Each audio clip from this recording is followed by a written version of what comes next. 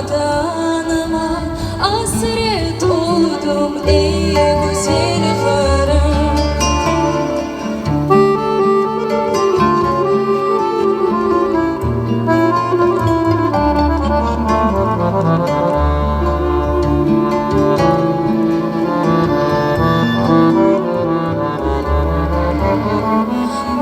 Bahçelerin meyvelerin balı neşeli, sularını içe içe doyalmadım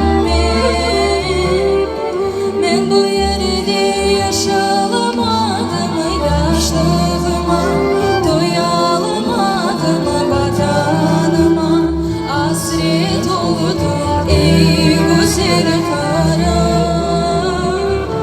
Ben bu yerde yaşalamadım yaşlığıma doyalamadım vatanıma hasret oldum ey güzel karım.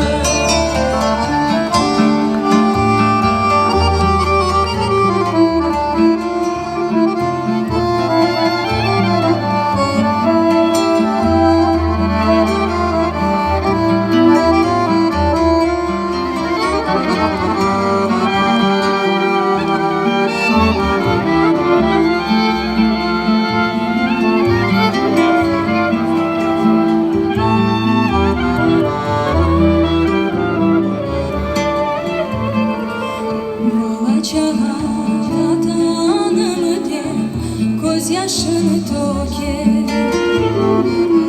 fertlerimiz elini yarı dualar eder. Ben bu yerde yaşalamadım yaşlığıma doyalamadım vatanıma hasret oldum ey güzel